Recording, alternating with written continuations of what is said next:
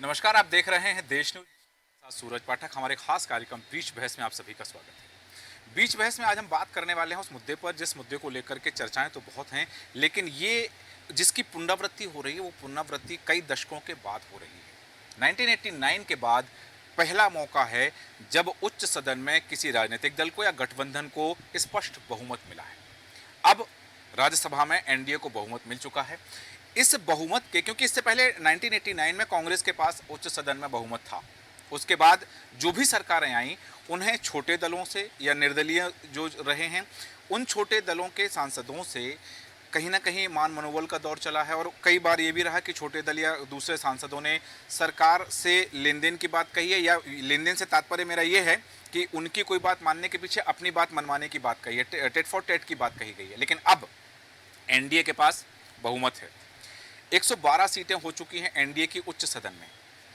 हमने हाल ही में देखा कि मोदी सरकार के 2.5 महीने के कार्यकाल में 5 ऐसे बड़े निर्णय थे जिन पर सरकार को यू टर्न लेना पड़ा। हो सकता है वो कारण रहा हो कि यदि वो विधेयक, वो आदेश, वो मंशा उच्च सदन में जाती तो शायद पूरी नहीं हो पाती, लेकिन अब हो सकती है। उच्च सदन में किसी गठबंधन के पास स्पष्ट बहुमत होने का क्या फ़ायदा और क्या नुकसान है, इसी विषय पर हम चर्चा करने वाले हैं कि क्या क्या चीज़ें हो सकती हैं। और क्योंकि ये कई दशक के बाद ये चीज़ें, इसकी पुनरावृत्ति हुई है, तो इससे किसे फ़ायदा होने वाला है, किसे नुकसान होने वाला है, चर्चा करेंगे। खास मेहमान हमारे साथ हैं, आपका परिचय कराते हैं। हमारे साथ मौजूद हैं राजनीतिक विश्लेषक और वरिष्ठ पत्रकार राममोहन चौकसी जी। चौकसी जी, बहुत स्वागत है आपका देश न्यूज में। साथ ही हमारे साथ में राजनीतिक विश्लेषक वरिष्ठ पत्रकार सैफ मलिक जी हमारे साथ उपस्थित हैं। सैफ मलिक जी, आपका स्वागत करते हैं। राजनीतिक विश्लेषक वरिष्ठ पत्रकार गोपाल जैन जी हमारे साथ हैं, आपका बहुत स्वागत है। राजनीतिक विश्लेषक वरिष्ठ पत्रकार अनिल बुलचंदानी जी हमारे साथ हैं। अनिल जी, आपका भी स्वागत करते हैं। चर्चा की शुरुआत करना चाहूँगा राममोहन चौकसी जी, आपके पास आऊँगा। बात हो रही है कि उच्च सदन में, क्योंकि 1989 में कांग्रेस के पास बहुमत था और 1989 के बाद अब एनडीए के पास उच्च सदन में बहुमत आया है। और वो तब जब ये 12 सीटों पर जो राज्यसभा की सीटें थी, चुनाव हुए, उपचुनाव हुए, और इसमें से 11 सीटों पर भारतीय जनता पार्टी के या एनडीए के, 9 सीटों पर बीजेपी के और 2 सीटों पर एनडीए के घटक दलों के प्रत्याशी जीत कर आए। मतलब 12 में से 11 सीटें निर्विरोध भारतीय जनता पार्टी ने जीती हैं, एनडीए ने जीती हैं। एक सीट पर कांग्रेस के प्रत्याशी चुन करके आए हैं।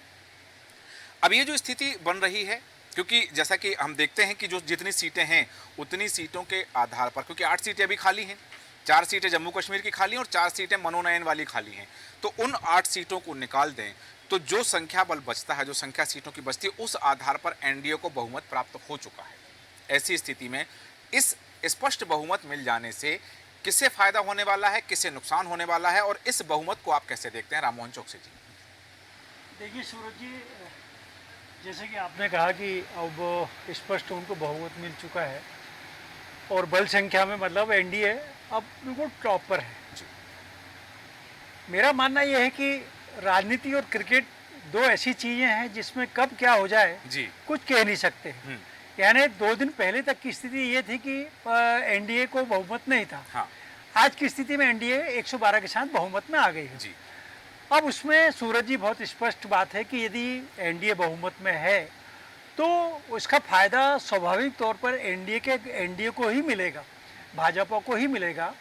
जैसा कि अभी हमने पिछले दिनों देखा कि आपने भी अभी जिक्र किया कि वो वक्फ बोर्ड के लिए संबंधित जो बिल आ रहे थे उसमें उनको यू टर्न लेना पड़ा और उसको ज्वाइंट पार्लियामेंट्री कमेटी के पास वापस भेजना पड़ा।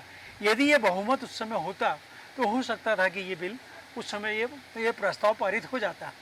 तो ये तो तयशुदा बात है। और ऐसे देखिए, अभी आने वाले समय में एनडीए के पास या भाजपा की जो गठबंधन सरकार है, इसके पास ऐसे बहुत सारे मुद्दे हैं जिस पर उसको बहुमत की सख्त आवश्यकता है, जिस पे कि वो अभी चर्चा अभी नहीं कर रहे हैं और वो आगे देर सवेर उसमें कहीं ना कहीं वो चर्चा जरूर होगी। उसमें आप एनसीसी भी जोड़ सकते हैं और भी चीज़ें हैं जो अभी उनके एजेंडा में शामिल है, लेकिन वो होके रहेगा। तो सूरज जी, मेरा तो मानना यह है कि इसका फायदा जो है एनडीए को ही मिलेगा। बिल्कुल, एनडीए को इसका फायदा है, लेकिन एक फायदा यहाँ दूसरी तरफ और नजर आता है, क्योंकि कई बार होता है कि यदि कोई विधेयक उच्च सदन में जाता है निचले सदन से पास होकर के, तब वहाँ देखा जाता है कि यदि उसको पास कराने के लिए जब बहुमत की आवश्यकता होती है, संख्या बल की आवश्यकता होती है, तो कोई छोटे दलों के जो सांसद वहाँ पर होते हैं उन्हें सरकार को अपने पक्ष में करने के लिए, उस विधेयक के पक्ष में मतदान करने के लिए कई बार उनकी शर्तें माननी पड़ती हैं। तो अब ये मजबूरी एनडीए के पास नहीं होगी और जो विधेयक जाएंगे वो उच्च सदन में भी पारित कर लिए जाएंगे। यहाँ एक सवाल और आता है, जिस तरह से आपने जिक्र भी किया कुछ विधेयकों का, सैफ मलिक जी आपके पास आना चाहूँगा, क्या वास्तव में अब ये जो हम प्रक्रिया देख रहे हैं, क्योंकि यूसीसी क्या देखें, क्योंकि हमने देखा 15 अगस्त पर लाल किले की प्राचीर से जिस तरह से प्रधानमंत्री नरेंद्र मोदी ने जो भाषण दिया था, उन्होंने यूनिफॉर्म सिविल कोड की बात कही थी, समान नागरिक संहिता की बात कही थी। उन्होंने कहा था कि ये जो सिविल कोड होगा ये इससे सर्कुलेशन सिविल कोड की बात कही थी। तो आपको लगता है कि ये उसकी तैयारी है? अब एनडीए के पास बहुमत है तो वो, क्योंकि अब यहाँ एक बात और आती है कि कोई नृप होए हमें कहानी, लेकिन यहाँ एक बात ये आती है कि यदि निरंकुशता आ गई, कोई अंकुश नहीं रहा और स्पष्ट बहुमत हो गया, तो जैसा चाहे वैसा निर्णय लेकर के वो उच्च सदन में पारित करा लेंगे। तो इस पर अंकुश कैसे लगाया जा सकता है और ये क्या वास्तव में लोकतंत्र के लिए हितकारी है? देखिए, अभी आपने बहुमत की जो बात की जी, तो बहुमत तो हो गया है, लेकिन बहुत बारीक है। आप देखें, उनको 119 जी, सदस्यों में बहुमत है, उनके अभी 112 हैं। हाँ, और 6 मनोनीत सदस्य और 1 निर्दलीय को मिलाकर के उनका बहुमत बनता है। जी, तो अगर अपन ये देखें कि बिल्कुल पूर्ण रूप से उनको बहुमत है तो बिल्कुल नहीं, ये नहीं माना जा सकता। लेकिन जो मनोनीत सदस्य हैं वो उनके पक्ष में जाएंगे, ये बिल्कुल तयशुदा है, और निर्दलीय भी जाएगा। लेकिन देखने वाली बात यहाँ ये होगी कि ये बहुमत जो है अकेले भाजपा का नहीं है, इसमें गठबंधन दल भी शामिल हैं।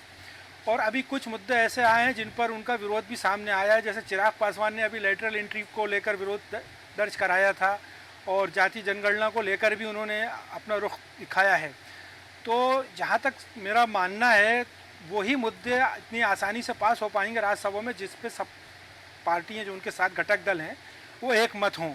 उन मुद्दों पर ज़रूर रोक लग सकती है कि जिन पर सब एक मत ना हो। कुछ ऐसे विवादास्पद मुद्दे हो सकते हैं कि जिसमें सहयोगी पार्टियाँ उनका सहमत ना हो। और क्या होता है कि कोई भी राजनीतिक दल जो होता है वो अपनी परिस्थितियाँ और अपने प्रदेश के हालात और सारी चीज़ों को देखकर फैसला करता है। तो उसमें जैसे जेडीयू है, टीडीपी है, तो इनको अपने स्टेट में किस तरह से कहाँ से कितना बहुमत मिलता है, क्या वोट्स मिलते हैं, ये चीज़ें भी उनको अपनी नज़र में रखना पड़ती हैं। हाँ। तो जब कोई मुद्दा ऐसा आएगा, जैसे कोई मुद्दा ऐसा है कि वाकई में जो देश हित में और जिससे सबका लाभ होना है, तो उसमें मुझे लगता है कि सब एक मत होंगे और वो पारित होगा। लेकिन अगर कोई विवादास्पद मुद्दा आता है और जिसमें सभी घटक दलों की सहमति नहीं होती, तो उसको पारित कराना थोड़ा सा मुश्किल होगा। ठीक है कि यदि घटक दलों की सहमति नहीं होती, जैसा कि अभी हमने देखा वक्फ संशोधन विधेयक जो आया था उसमें चिराग पासवान ने आपत्ति दर्ज कराई थी, चंद्रबाबू नायडू ने उसमें आपत्ति दर्ज कराई थी और उसके बाद में उस विधेयक को जेसीपी के पास भेज दिया गया। लेकिन यहाँ एक बात और आती है कि जिस तरह से अब आपने कहा बहुत बारीक है, 119 का आंकड़ा चाहिए है, क्योंकि वर्तमान में जो सीटें हैं 8 सीटें खाली हैं, तो 8 सीटें खाली छोड़ करके यदि हम देखते हैं तो 237 का आंकड़ा बनता है। 119 का आंकड़ा है बहुमत के लिए, 112 एनडीए के हो गए हैं, 6 नामांकित जो सदस्य हैं उनका समर्थन प्राप्त है और एनडीए को 1 निर्दलीय सांसद का समर्थन भी प्राप्त है। अब ऐसी स्थिति में बिल्कुल बारीक है, ठीक है, बिल्कुल दहलीज पर है। मैं उन 4 सीटों का जिक्र करना चाहूँगा जो जम्मू कश्मीर की 4 सीटें अभी खाली हैं। अब वहाँ चुनाव हो रहे हैं, चुनाव परिणाम क्या होते हैं, किसके पक्ष में जाते हैं, वहाँ किसकी सरकार बनती है, वहाँ विधायकों की संख्या किस दल की कितनी होगी, ये चुनाव परिणाम बताएंगे और फिर उन 4 सीटों पर भी निर्णय होगा। लेकिन गोपाल जैन जी, आपको लगता है कि अभी बहुमत बिल्कुल बारीक है, बिल्कुल दहलीज पर है, ये आंकड़ा उसके क्रॉस नहीं हुआ है, 119 मतलब 119 पर ही है? ऐसी स्थिति में यदि जम्मू कश्मीर के चुनाव हो जाते हैं और वो परिणाम, वहाँ के चुनाव परिणाम एनडीए के पक्ष में नहीं होते हैं और वहाँ दूसरे दलों के, विपक्षी दलों के विधायक की संख्या ज़्यादा हो जाती है और वहाँ से जो राज्यसभा में सांसद चुनकर के आएंगे, तो फिर ये बहुमत का आंकड़ा गड़बड़ा जाएगा क्या? सूरज जी, मैं सबसे पहले इस ऐतिहासिक जीत के लिए देश की जनता को साधुवाद और बधाई के पात्र हैं। अब कम से कम इस बहुमत से हमारे देश के बहुत सारे ऐसे अटके लटके हुए प्रोजेक्ट हैं, बीआरओ के बहुत सारे बॉर्डर रोड ऑर्गेनाइजेशन, जिसके रोड बनाने के लिए कुछ सदस्यों की सहमति या सहमति की वजह से, इस सदन की वजह से वो प्रोजेक्ट अटके हुए थे, उनको गति मिलेगी और बहुत आगे तेज़ी से, क्योंकि सहमति के बिना काम हो नहीं रहा था और प्रोजेक्ट लटके हुए, जिसका खामियाजा आम जनता को और देश की जनता को भुगतना पड़ता है। आपने बात कही जम्मू कश्मीर की, भैया जम्मू कश्मीर में तो शुभ शुभ बोल रही है ना, बहुमत आएगा और अच्छा आएगा। वहाँ के लोग बड़े जागरूक हो गए हैं और आदमी को जब रोटी मिलेगी पेट भर, और जम्मू कश्मीर के लोगों को जितना सम्मान मिल रहा है, और वो आकर के पूरे देश भर में, अगर मैंने पिछली मीट में भी कहा था कि अगर लाल किले की प्राचीर से मोदी जी ने 2 ही बातें कही, और उस दिन लाल किले के सामने जो जम्मू कश्मीर के बच्चे बच्चियां बैठे हुए थे, उन्होंने जितने रंग बिरंगे पोशाक पहने, तो जितना उनमें मन में उत्साह और उमंग थी, उसको देख के लगता है कि जम्मू कश्मीर के लोग बहुत प्रसन्न हैं और पूरे विश्व के दुनिया के लोग इस चुनाव को लेके बड़े उत्साहित हैं। तो इसमें कोई शक नहीं कि जम्मू कश्मीर से बड़े शानदार परिणाम मिलेंगे। और उन्हीं बच्चों ने जब 15 अगस्त का आयोजन राजभवन में हुआ, तो वो वहाँ पे जो स्थानीय नृत्य किए गए हैं, वहाँ की लड़कियों ने, डर और भय का कोई एक अंश नहीं दिख रहा था उनके मुंह पर। नहीं, फिर यदि ठीक है, आपने कहा कि ये परिणाम जो है यदि पक्ष में आ जाते हैं, एनडीए के पक्ष में आ जाते हैं, ये परिणाम भारतीय जनता पार्टी के पक्ष में आ जाएंगे, तो वहाँ से जो राज्यसभा सांसद चुन के आएंगे वो ये संख्या में इजाफा कर देंगे।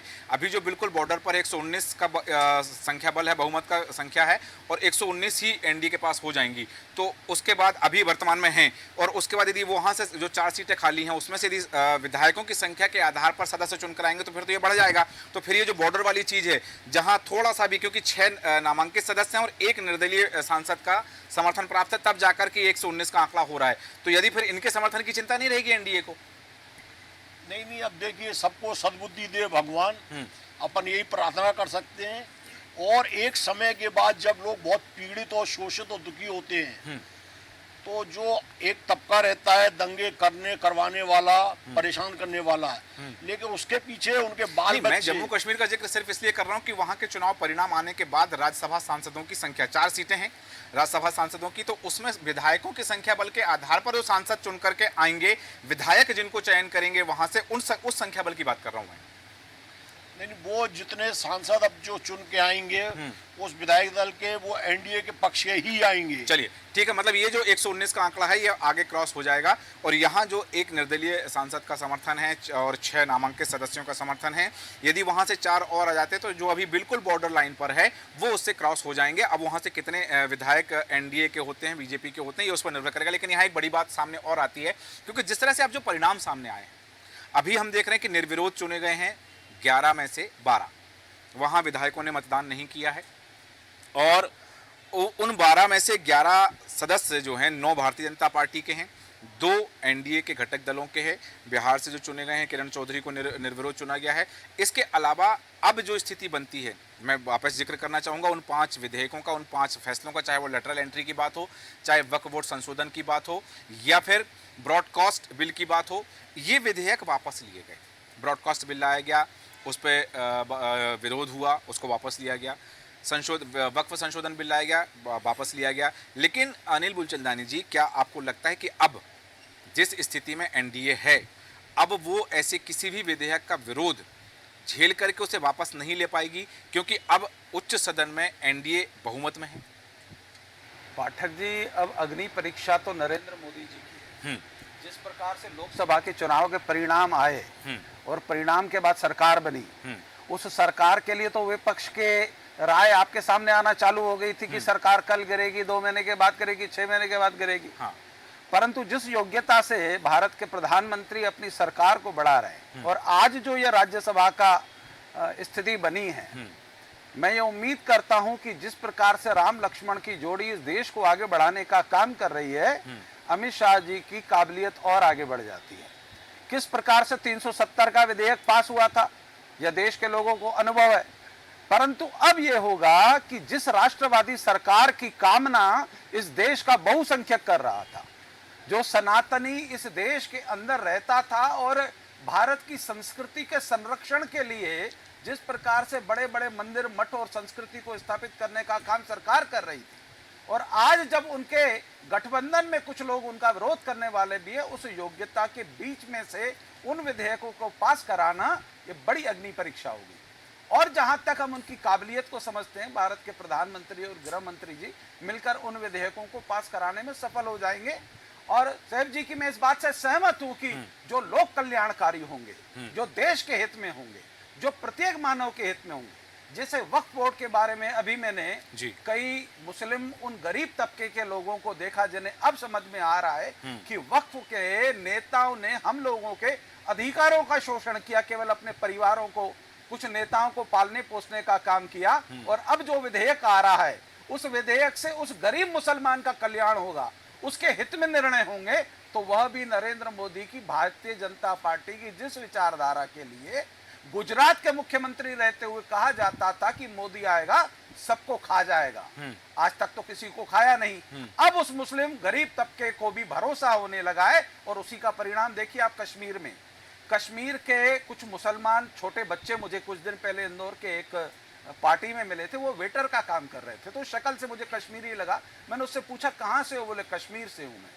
यहाँ क्यों आए, बोले वहां काम नहीं है। वो बच्चा आज भी मेरे संपर्क में, उसका मोबाइल नंबर मैंने लिया था और हम जिस पार्टी में बैठे थे तो मैंने मित्रों को प्रेरित किया कि इसको थोड़ा अपन इसका ख्याल रखें, इसको कुछ बेचारे को भेंट भी हमने दी, ताकि इसको ये लगे कि कश्मीर से मैं जब गया, मध्य प्रदेश गया, वहां के लोगों ने मुझे इज्जत दी, मान दिया, सम्मान दिया, क्योंकि इस भारत की संस्कृति तो वही है जो मोहन यादव जी ने कहा कि हम राम का भी सम्मान करते हैं, रहीम का भी सम्मान करते हैं, परंतु उसके बीच में कुछ लोग जो अपनी राजनीतिक रोटियां सेकने का काम कर रहे थे, उस पर भी कठोराघात हुआ है। तो कश्मीर के परिणाम वहां की जनता भारतीय जनता पार्टी की विचारधारा से सहमत होगी। और जिस प्रकार से भारत बदला है, भारत की राजनीति बदल रही है, कांग्रेस टुकड़ों में विभाजित करने के लिए जातिगत गणना की बात कर रही है, जनता समझ रही है।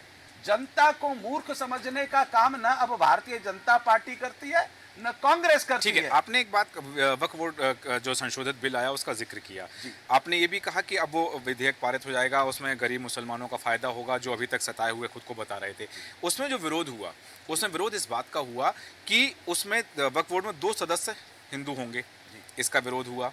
उसमें महिलाओं की सहभागिता का विरोध हुआ। अब जब राज्यसभा में 119 का आंकड़ा पहुंच गया है एनडीए का, तो जिस बात का विरोध चिराग पासवान कर रहे थे, जिस बात का विरोध चंद्रबाबू नायडू कर रहे थे, क्या वो उसके समर्थन में आ जाएंगे? अब देखिए, निश्चित रूप से उनको समर्थन में आना पड़ेगा, क्योंकि भारत में महिलाओं का अपमान आप नहीं कर सकते। अगर उसमें महिलाओं को डाला जा रहा था, क्योंकि महिला भारत की किसी भी संप्रदाय की हो, वो भावुक होती है, वो अपने परिवारों को स्थापित करने का काम करती है। और आप देखिए किसी भी संप्रदाय में महिला घर की गृहिणी होती है, और गृहिणी को जो तकलीफों का एहसास होता है, पुरुष तो सुबह 9-10 बजे घर छोड़ देता है, पूरी रात पूरा दिन उसी को घर में रहना पड़ता है। उसको सम्मान स्थापित करने के लिए भारत के प्रधानमंत्री ने जो बनाया है, जो अच्छा, ये कुछ सरकारी संस्थान नहीं है वक्फ बोर्ड, वक्फ का काम केवल जनहित का था।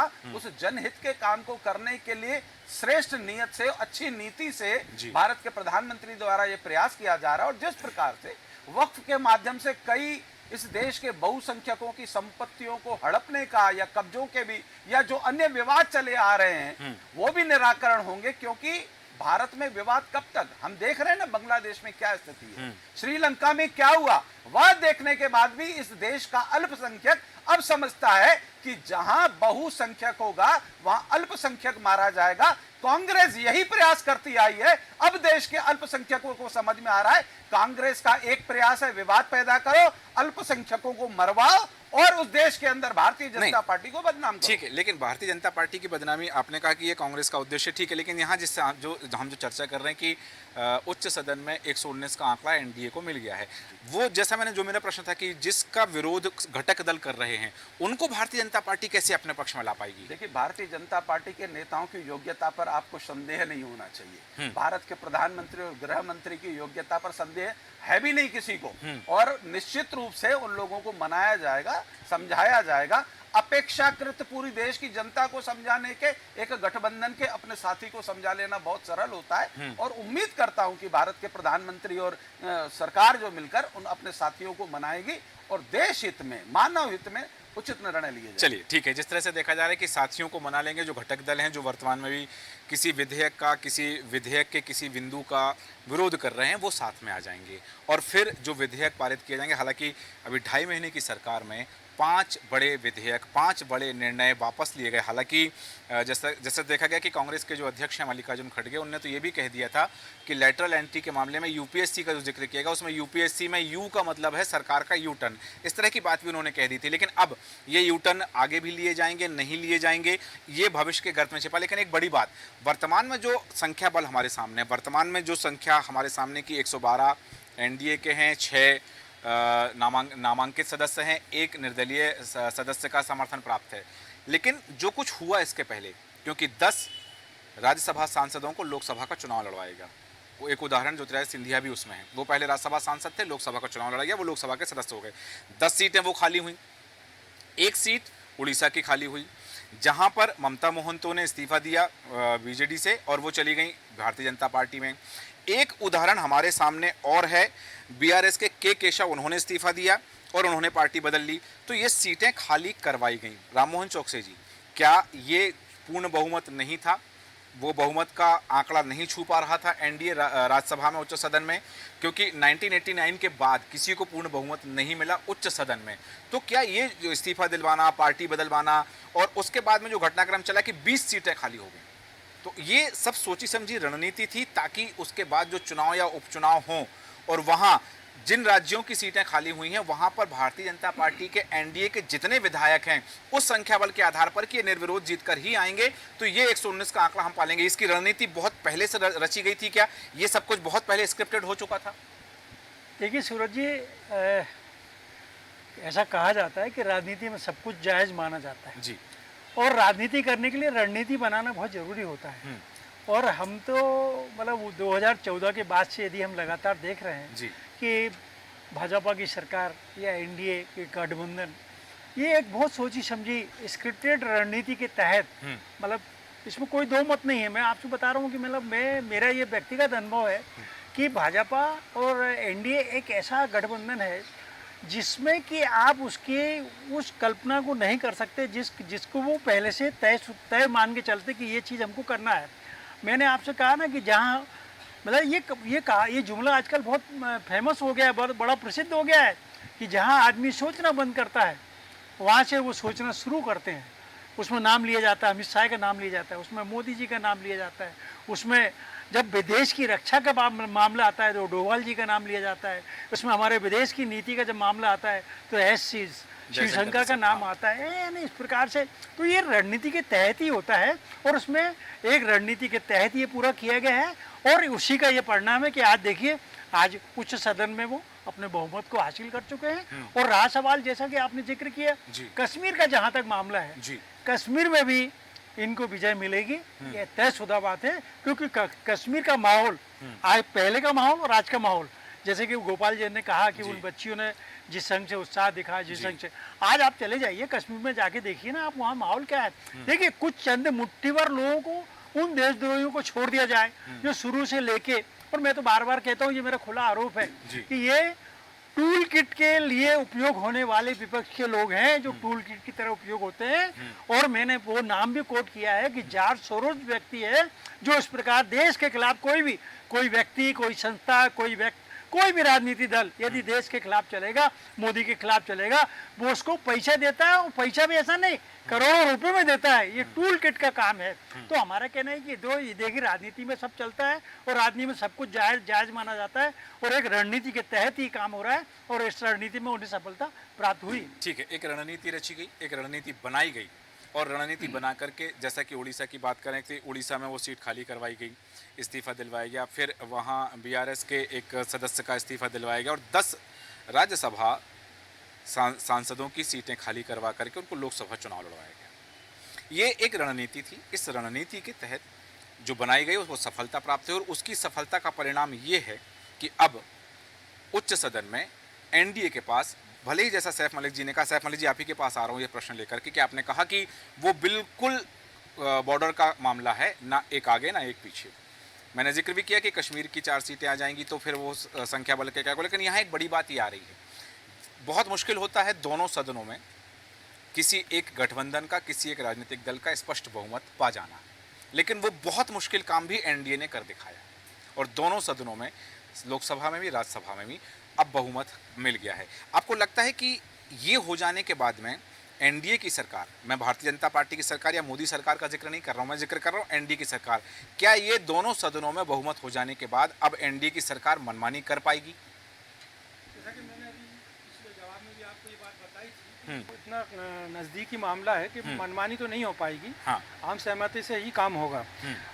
मैं कश्मीर के बारे में ये यहाँ कहना चाहूँगा कि वहाँ से 4 सीटें हैं। हाँ। और बहैसियत पत्रकार जो मेरा एक अंदाज़ा या आकलन है, हालांकि भाजपा ने वहाँ परिसीमन करके जी। और कुछ इस तरह के हालात बनाए हैं कि हमारा किसी तरह बहुमत आ जाए, जम्मू में सीटें बढ़ाई, कश्मीर में कम हाँ। हुई। हाँ। लेकिन मेरा पर्सनल जो सोचना और आकलन है, तो मुझे ऐसा लगता है कि जो 4 सीटें वहाँ पर हैं, जी। परिस्थितियाँ ऐसी बनेंगी कि 2-2 सीटें हो जाएंगी। ये जी। आज मेरा आकलन है, हो जी। सकता है आप ये सच भी हो। हाँ। तो इन परिस्थितियों में क्या होगा कि स्थिति जो आज है वो कल भी रहेगी। 21 जब हो 4 जाएंगी। सीटें बढ़ेंगी हाँ। तो बहुमत का आंकड़ा 121 हो जाएगा। हाँ। और दोनों को 2-2 मिलने पर स्थितियाँ वही हैं, कोई बहुत बदलाव होने वाला नहीं है। हाँ। और इसके बाद भी अभी कुछ राज्यों में चुनाव होने वाले हैं, झारखंड में है, महाराष्ट्र में है। तो अभी तो जो हालात हैं वो ठीक है, लेकिन उन राज्यों में चुनाव होने के बाद भी कुछ परिस्थितियों में परिवर्तन होगा।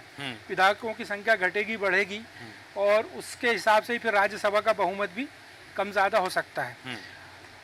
हमारे साथी चौकसे जी ने जो बात कही और आपने सवाल उठाया, तो उस पर भी मैं कुछ कहना चाहता हूँ जी। कि ये राजनीति में जो बात है कि सब जायज़ है, हाँ। ये भाजपा के सत्ता में आने के बाद से ही सारी चीज़ें शुरू हुई कि जहाँ पर वो लोग पूर्ण रूप से बहुमत नहीं हासिल कर पाए, हाँ। तो खरीद फरोख्त की राजनीति उन्होंने की, लोगों को तोड़ा, इस्तीफे दिलाए, और इसके एक नहीं अनेक उदाहरण हैं यहाँ पर हम सबका उल्लेख नहीं कर सकते। लेकिन कहीं कहीं ये तो पहले भी हुआ है। नहीं, पहले हुआ है, लेकिन जिस तरह से आप इतिहास उठा के देखें, पिछले 10 साल के दौर में जितनी जगह स्टेट्स में ये चीज़ें हुई, इससे पहले कभी नहीं हुई थी। तो इसमें तो ये माहिर हैं, इसमें कोई शक नहीं है। और जो राज्यसभा में उन्होंने ये चीज़ें हासिल की हैं, वो इसी रणनीति का एक हिस्सा है। लेकिन यहाँ पर मैं ये बताना चाहूँगा कि 2 जगह इनकी रणनीति फेल भी हुई है। ऐसा नहीं है कि 100% सक्सेस है। हिमाचल में इन्होंने कांग्रेस के विधायक तोड़े, उनको भाजपा से चुनाव लड़वाया, लेकिन उसमें से 3 हार गए, तो वहाँ पर वो फेल हुए। लेटेस्ट उदाहरण अभी जो है, ताज़ा उदाहरण हमारा झारखंड का है। उन्होंने पूर्व उप मुख्यमंत्री चंपई सोरेन को तोड़ा, कुछ विधायकों को उनके साथ तोड़कर सरकार को अस्थिर करने का एक प्रयास किया। लेकिन हेमंत सोरेन ने वहाँ पर जो भी रणनीति अपनाई हो, उन्होंने अपने विधायकों को बांधे रखा, और आखिर में चंपई सोरेन जो है वो अकेले बचे। तो दूसरा फेल्यूर जो भाजपा का सरकार गिराने या बनाने का था, वो झारखंड में हुआ। तो 100% तो वो अपने उसमें सफल नहीं रहे, लेकिन ये बिल्कुल सही बात है कि जो इस रणनीति पर चल रहे हैं, उसके तहत पूरा कैलकुलेशन के हिसाब से सोच समझकर फैसला करते हुए और उस पर वो अमल करते हैं, और साम दाम दंड ये माना जाए कि भारतीय जनता पार्टी अब किसी के कांधे का इस्तेमाल नहीं कर पाएगी, मतलब किसी के कांधे के सहारे नहीं रहेगी, बैसाखी के सहारे नहीं रह पाएगी? नहीं, अभी तो बैसाखी है ही उनकी। ये 5 साल का टर्म तो पूरा बैसाखियों पे ही चलना है। चाहे लोकसभा हो चाहे राज्यसभा हो। देखिए, लोकसभा में भी पूर्ण बहुमत नहीं है, बैसाखियों के सहारे ही चलना है उनको, और यही स्थिति राज्यसभा में भी है। तो जो आप बात मनमानी वाले कह रहे हैं, मनमानी तो नहीं कर पाएंगे, लेकिन फिर भी मेरा ऐसा मानना है कि अधिकतर जो पहले हमने देखा कि 1989 के बाद में जो भी विधेयक जाता था, तो उसमें कहीं ना कहीं जो छोटे दल के समर्थन प्राप्त करने के लिए एक मोल भाव होता था, वो तो नहीं हो पाएगा ना? नहीं, मोल भाव तो नहीं होगा, लेकिन फिर भी एक आम सहमति तो बनाना पड़ेगी, भले ही वो घटक दलों के बीच में बनाना पड़े और बाहर के दलों से मोल भाव नहीं करना पड़े। और हो सकता है जरूरत पड़ने पर भाजपा जब इसमें माहिर है तो कर भी सकती है। AIADMK है, और भी कुछ पार्टियां ऐसी हैं जो इंडिया गठबंधन में नहीं है, तो जरूरत पड़ने पर वो उनसे भी संपर्क साध सकते हैं अपने उसको पास कराने के लिए। ठीक है, तो ये चीज़ें हो सकती है कि हाँ, जो मोलभाव की स्थिति पहले निर्मित होती थी, शायद वो अब ना हो, और उतनी स्थिति में ना हो। लेकिन यहाँ एक बात जरूर आती है, मैं गोपाल जैन जी आपके पास आना चाहूँगा। जो 11 अभी निर्विरोध जीत करके आए हैं, उसमें एक सदस्य राष्ट्रीय लोक मोर्चा के हैं और एक अजीत पवार गुट के। ये एक सदस्य इस गुट से, एक सदस्य उस गुट से, क्योंकि जो समीकरण देखे जा रहे थे सियासी गलियारों में, इस बात की भी चर्चाएं थी कि हो सकता है जिस दल के पास में, जिस व्यक्ति के पास में कम सांसद हैं, वो अभी उसमें शामिल है, लेकिन यदि उनके कोई विरोधी हैं जिनके पास ज़्यादा सांसद हैं, तो हो सकता है कि वो उन्हें एनडीए में शामिल कर लिया जाए, या फिर वो एनडीए का हिस्सा बन जाए, जो वर्तमान में वो एनडीए से बाहर हो जाएं। ऐसी यदि उठापटक की स्थिति बनती है, तो सरकार की स्थिरता पर क्या प्रश्न चिन्ह लगेंगे? सूरज जी, राजनीति संभावनाओं का खेल है। कब क्या हो जाए, कौन सा ऊंट किधर बैठ जाए ना बैठ जाए। लेकिन इस बीच में आपको एक अच्छी बात बताऊं जी, कि जम्मू कश्मीर के लोग हैं बड़े भाग्यशाली। अभी जो फोरकास्ट आया है कृषि विभाग का, मौसम विभाग का, उन्होंने फोरकास्ट किया है कि इस वर्ष जम्मू कश्मीर में लगभग 75,000 मैट्रिक टन सेब का, एप्पल का उत्पादन होने वाला है और 25 टन केसर। और अगर इतना बड़ा उत्पादन, बल्क उत्पादन होगा तो उससे वहाँ के स्थानीय आदमी की, आम नागरिक की, किसान की, व्यापारी की कितनी इनकम बनेगी और वो कितना खुशहाल होगा, इस पे अपन बातचीत करें। और जो मेरे दूसरे मित्र ने कहा, मैं बिल्कुल सहमत हूँ कि कांग्रेस पार्टी सिर्फ अल्पसंख्यकों को इस्तेमाल करना चाहती है और उनका शोषण करना चाहती है। और जो अभी हमारे और विधायक, आज पूरे देश के अंदर मेरे को भी इतना 25 साल से ज़्यादा देखते हुए एक कभी भी कांग्रेस पार्टी या उनके जो सहयोगी दल है, उन्होंने अशफाकुल्लाह के नाम का एक कोई आयोजन आज तक नहीं किया। और मैं एक बात और निवेदन करना चाहूँगा कि यही कांग्रेस पार्टी कितने मुसलमानों से प्रेम करती है और कितनी उनसे दूरी बनाती है। एपीजे कलाम आज़ाद के नाम से तो किसी को कोई तरह नहीं होना चाहिए, बुराई नहीं होना चाहिए। लेकिन इतने बड़े आदमी को जिसने पूरी दुनिया में मुसलमान कम्युनिटी का और भारत का नाम ऊंचा किया, उसके अंतिम संस्कार में कांग्रेस पार्टी और कांग्रेस की तरफ से कोई भी एक व्यक्ति नहीं गया और ना उस पर आज तक इतनी बरसें बीत गई एक बार उनकी जयंती पे कोई आयोजन किया गया। नहीं, ठीक है, आपने कहा कि कांग्रेस की अपनी मानसिकता रही, वो अपनी विचारधारा पे चलती है, भारतीय जनता पार्टी अपनी विचारधारा पे चलती है। हालांकि लोकसभा चुनाव के समय भी हमने देखा, ये चूंकि चर्चा का विषय नहीं है, चर्चा का विषय उच्च सदन में बहुमत का आंकड़ा छू लेना है। मेरा जो प्रश्न था कि जैसे कि अभी जो सदस्य निर्विरोध जीत करके आए हैं, राष्ट्रीय लोक मोर्चा से एक हैं, अजित पवार गुट से एक हैं, तो ये जो स्थिति बन रही है, ये एक सदस्यों का को मिलाकर के जो ये 119 का आंकड़ा छुआ है, ऐसी स्थिति में जो संभावना पहले व्यक्त की जाती है, सियासी गलियारों में चर्चा थी कि जिनके पास कम सांसद हैं वो उनको छोड़ करके उसी दल के दूसरे, मैं बात करूं सीधा एनसीपी की बात करूं या शिवसेना की बात करूं, कि वो दूसरे पक्ष भी यदि उनको समर्थन दे देते हैं और पहला पक्ष जो वर्तमान में साथ में वो दूर चला जाता है, तो सरकार की स्थिरता, क्योंकि सरकार की स्थिरता बनाए रखने के लिए, सरकार का बहुमत स्थापित करने के लिए क्या ऐसी चीज़ें भी हो सकती हैं? बिल्कुल हो सकती हैं और बिल्कुल होती रही हैं। और जितनी भी संभावना आप व्यक्त कर रहे हैं, 90% संभावनाएं इसमें ये रहती हैं कि कोई भी सदस्य सत्ता की मलाई छोड़ के कहीं दूर नहीं जाना चाहता। एक पॉलिटिकल व्यक्ति का जीवन इतना दुश्वार होता है कि वो अपनी पूरी उम्र गुजार देता है, उसको कहीं संसाधन नहीं मिलता, ना तो घर वाले उसे पसंद करते हैं, ना समाज वाले पसंद करते हैं। नहीं तो राज्यसभा सांसद से 2 लोगों को इस्तीफा दिलवाया गया। मैं बात करूं के केशव की, मैं बात करूं ममता मोहंतो की, तो ये तो हाशिए पर है ना। ये राज्यसभा सांसद थे, पार्टी छोड़ दी उन्होंने, अपनी भारतीय जनता पार्टी में शामिल हो गए, तो अब राज्यसभा सांसद भी नहीं है वो तो। नहीं, लेकिन पार्टियां उन्हें कहीं ना कहीं ऑब्लाइज कर देगी, कहीं चेयरमैन बना देगी, गवर्नर बना देगी। हाँ, ममता मोहंतो को इस्तीफा दिलवाया था, तो उसके बाद में वो वापस आई हैं उसमें जीत करके। पार्टी बदल गई खाली। हाँ, पार्टी बदल गई है, राज्यसभा सदस्य राज्यसभा सदस्य, लेकिन कई बार हमने देखा ये चीज़ें हो जाती हैं। ठीक है, जैसा आपने कहा कि जो संभावनाएं हैं, और चौकसी जी ने भी जो बात अपने वक्तव्य में कही थी कि राजनीति और क्रिकेट में कब क्या हो जाए, इसकी केवल संभावना व्यक्त की जा सकती है। ये केवल आश्चर्यचकित और अचंभित कर देने वाली चीज़ें हो जाती हैं। लेकिन यहाँ एक बात जरूर उठती है, इस पूरी चर्चा पर आपकी प्रतिक्रिया चाहता हूँ अनिल मूलचंदानी जी, कि वास्तव में ये जो बहुमत का आंकड़ा छुआ है एनडीए ने, क्योंकि ये मैंने जैसा पूर्व में जिक्र किया कि कई दशक बाद ये स्थिति हुई है कि दोनों सदनों में किसी गठबंधन को, किसी एक राजनीतिक दल को बहुमत मिल जाना बहुत मुश्किल होता है, और ये मुश्किल काम एनडीए ने कर दिखाया है। आपने हालांकि कहा कि राम लक्ष्मण की जोड़ी बहुत आगे तक जाने वाली है और वो बहुत कुछ करने वाले हैं, उनके मस्तिष्क में जो मंथन चल रहा है वो देश के हित में है, लेकिन ये देश के हित में कितना होगा, ये मेरा सवाल आपसे। पाठक जी, भारत की राजनीति में देखिए करीब 65 साल कांग्रेस की सरकार थी। साहब जी ने जो कहा ना कि जिस प्रकार से भारतीय जनता पार्टी ने जो कुछ भी प्रयास, गुणा भाग गणित लगाए, कई जगह सरकार बनाने में कुछ जोड़ तोड़ की राजनीति थी।